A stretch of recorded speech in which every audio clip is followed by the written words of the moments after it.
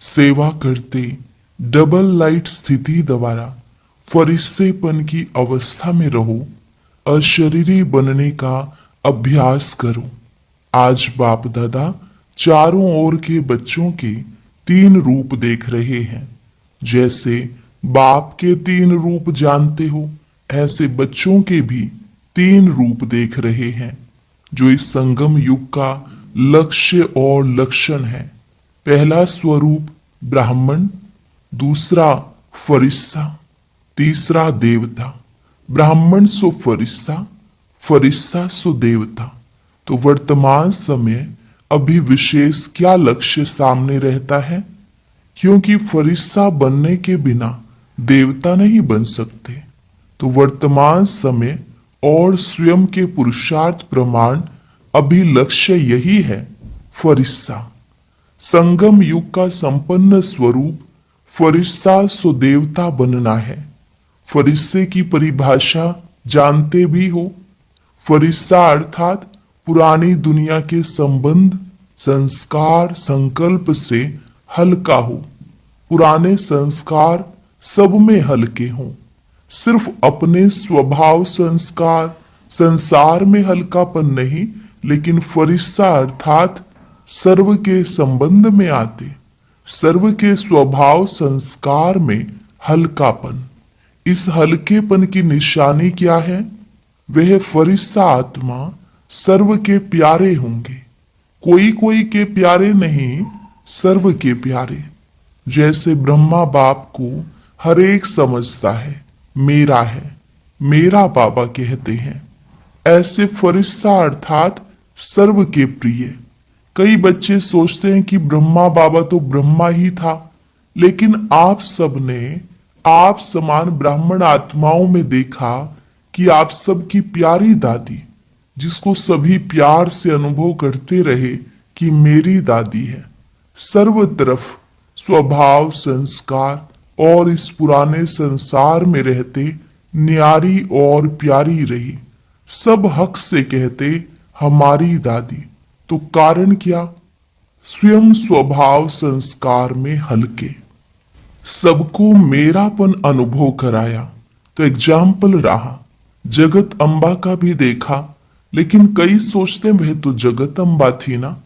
लेकिन दादी आप ब्राह्मण परिवार जैसी साथी थी। उनसे अगर पुरुषार्थ सुनते व पूछते तो उनके मुख में सदैव एक ही शब्द रहा, अब कर्मातीत बनना है। कर्मातीत बनने की लगन में औरों को भी यही शब्द बार बार याद दिलाती रही।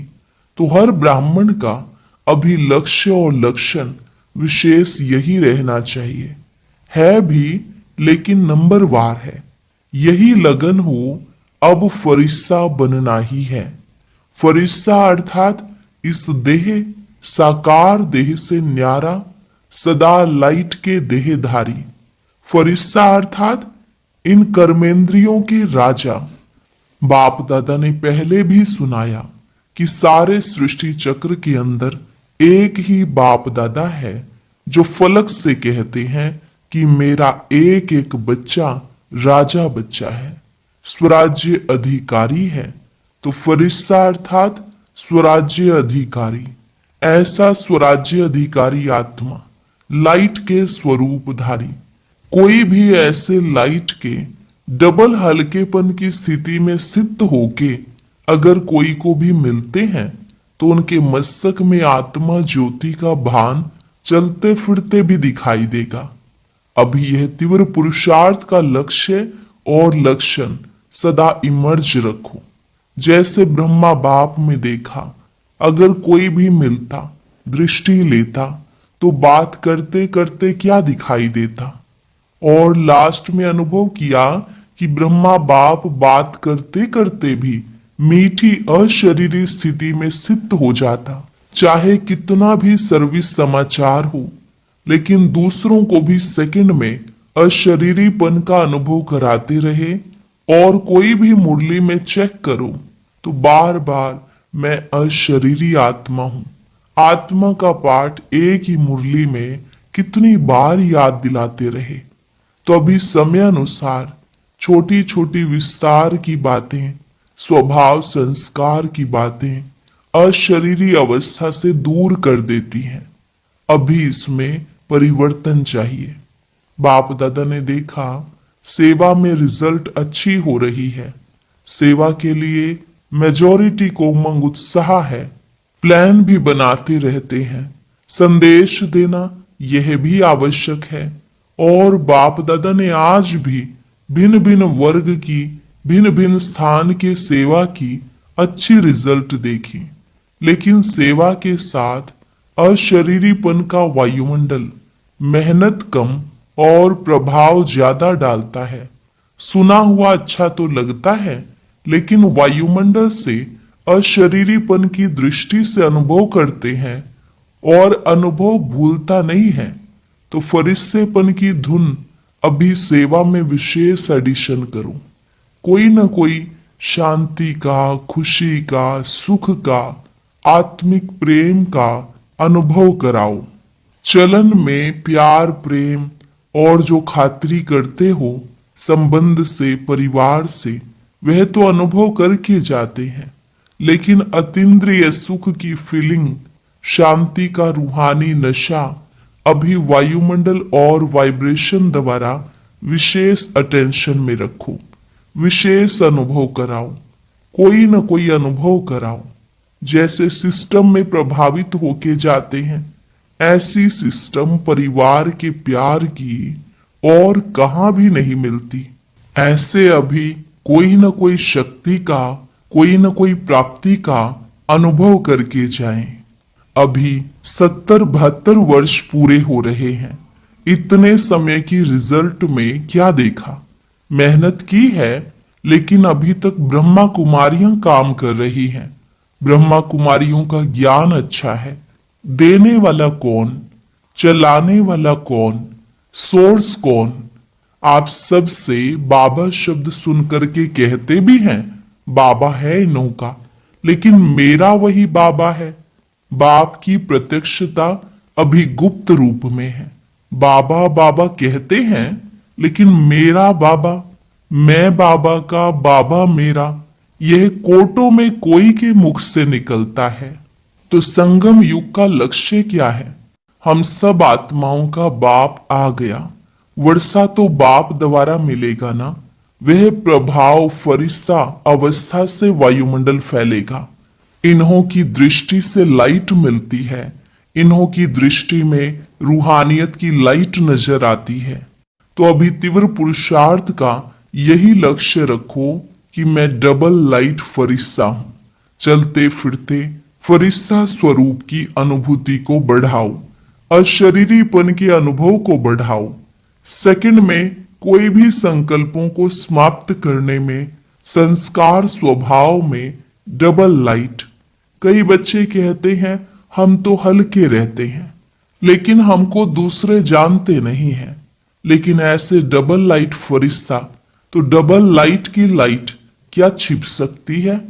छोटी सी स्थूल लाइट, टॉर्च हो या माचिस की तीली हो, लाइट कहां भी जलेगी, छिपेगी नहीं। और ये तो रूहानी लाइट है। तो अपने वायुमंडल से उन्हों को अनुभव कराओ कि यह कौन है। चाहे जगदम्बा, चाहे दादी ने कहा नहीं कि मुझे जानते नहीं है, अपने वायुमंडल से सर्व की प्यारी रही।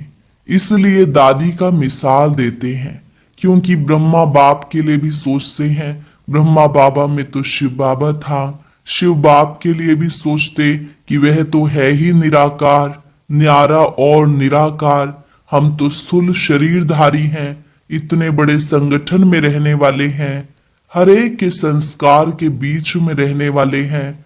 संस्कार को मिलाना अर्थात फरिश्ता बनना। संस्कार को देख कई बच्चे दिल शिकस्त भी हो जाते हैं। बाबा बहुत अच्छा, ब्रह्मा बाबा बहुत अच्छा, ज्ञान बहुत अच्छा, प्राप्तियां बहुत अच्छी, लेकिन संस्कार स्वभाव मिलाना अर्थात सर्व के प्यारे बनना, कोई कोई के प्यारे नहीं। क्योंकि कई बच्चे कहते हैं कि कोई कोई से प्यार विशेषता को देख करके भी हो जाता है। इनका भाषण बहुत अच्छा है, इसमें फलानी विशेषता बहुत अच्छी है, वाणी बहुत अच्छी है, फरिश्ता बनने में यह विघ्न आता है, प्यारा भले बनाओ, लेकिन मैं आत्मा न्यारी हूं, न्यारी स्टेज से प्यारा बनाओ, विशेषता से प्यारा नहीं। यह इसका गुण मुझे बहुत अच्छा लगता है ना, वह धारण भले करो, लेकिन इसके कारण सिर्फ प्यारा बनना वह रोंग है। फरिश्ता सभी का प्यारा, हर एक कहे मेरा, अपनापन अनुभव हो। ऐसी फरिश्ते अवस्था में विघ्न दो चीजें डालती हैं। एक तो देह भान, वह तो नेचुरल सबको अनुभव है 63 जन्म का, फिर देह भान प्रकट हो जाता है। और दूसरा है देह अभिमान। देह भान और देह अभिमान ज्ञान में जितना आगे जाते हैं तो स्वयं के प्रति भी कभी कभी देह अभिमान आ जाता है, वह अभिमान नीचे गिराता है। देह अभिमान क्या आता है?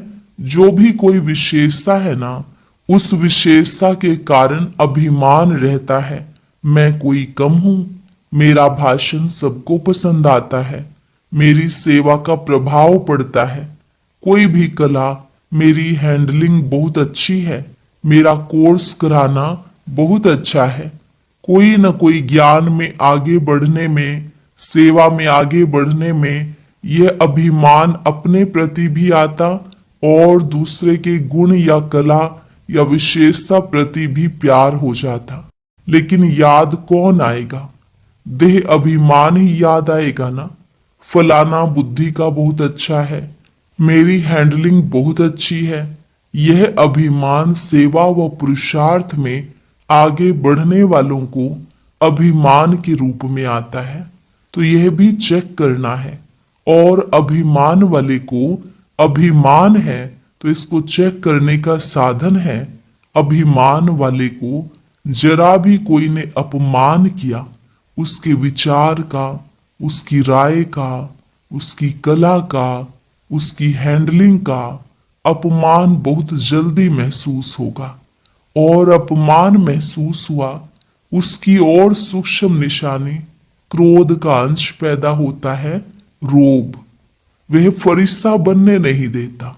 तो वर्तमान समय के हिसाब से बाप दादा फिर से इशारा दे रहे हैं, अपना संगम युग का लास्ट स्वरूप फरिश्ता अब जीवन में प्रत्यक्ष करो, साकार में लाओ।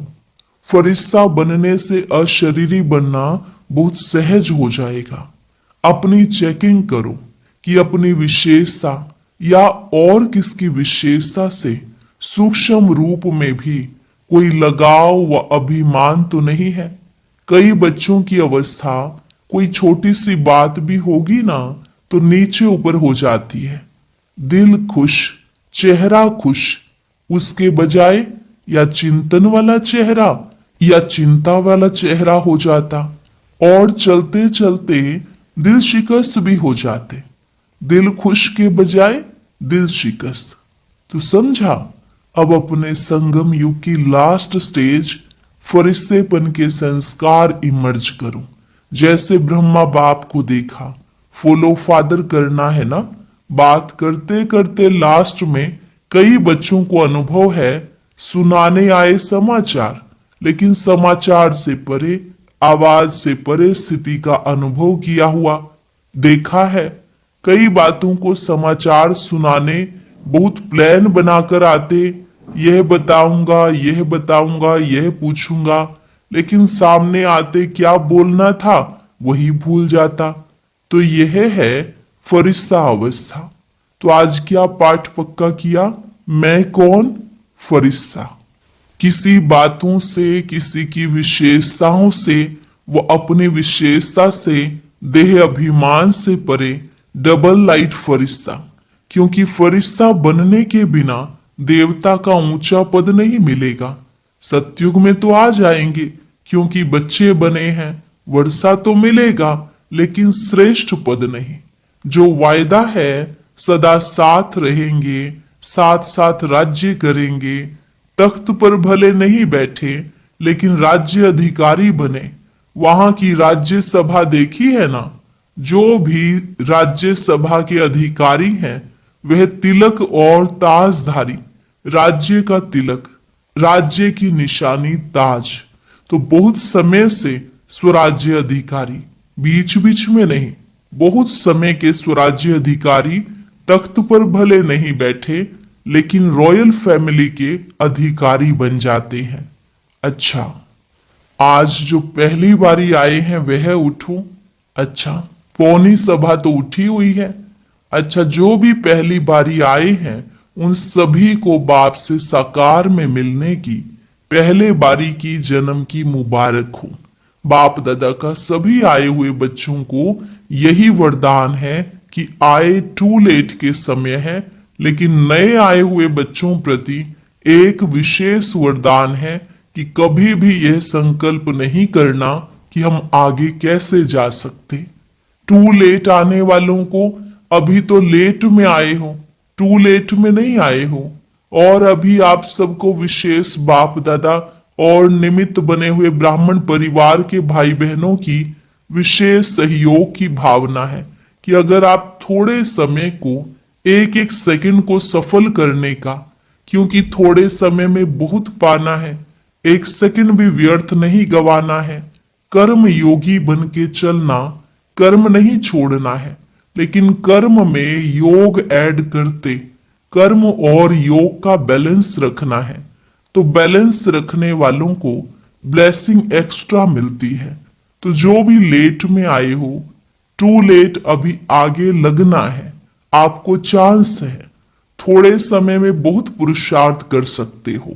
बाप दादा वरदान देते हैं कि हिम्मते बच्चे, मददे बाप है ही।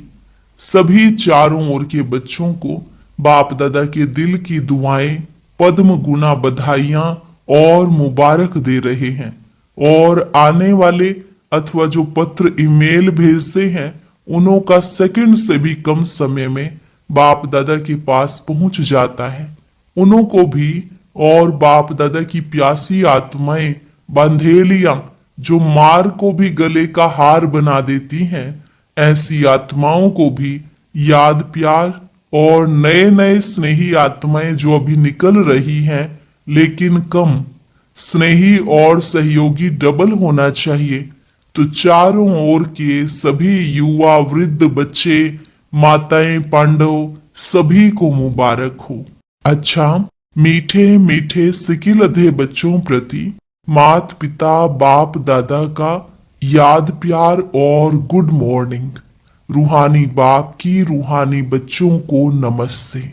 रूहानी बच्चों की रूहानी बाप दादा को नमस्ते नमस्ते, गुड मॉर्निंग, शुक्रिया बाबा शुक्रिया।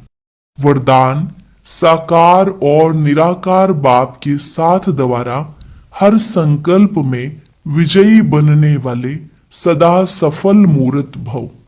साकार और निराकार बाप के साथ द्वारा हर संकल्प में विजयी बनने वाले सदा सफलता मूर्त भव।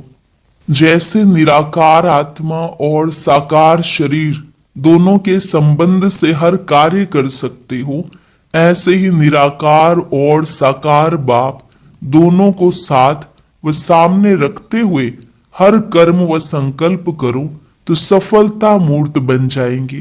क्योंकि जब बाप दादा सम्मुख हैं तो जरूर उनसे वेरीफाई करा करके निश्चय और निर्भयता से करेंगे।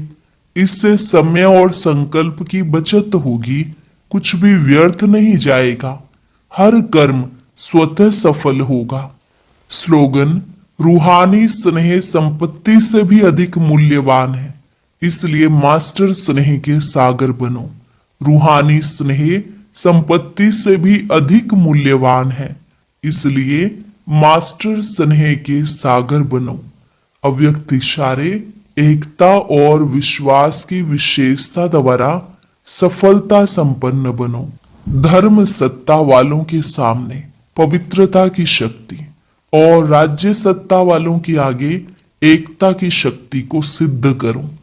इन दोनों ही शक्तियों को सिद्ध करने से ईश्वरीय सत्ता का झंडा बहुत सहज लहरा जाएगा। अभी इन दोनों की तरफ विशेष अटेंशन चाहिए। जितना जितना प्योरिटी और यूनिटी की शक्ति से उन्हों के समीप संपर्क में आते रहेंगे, उतना वह स्वयं ही अपना वर्णन करने लगेंगे।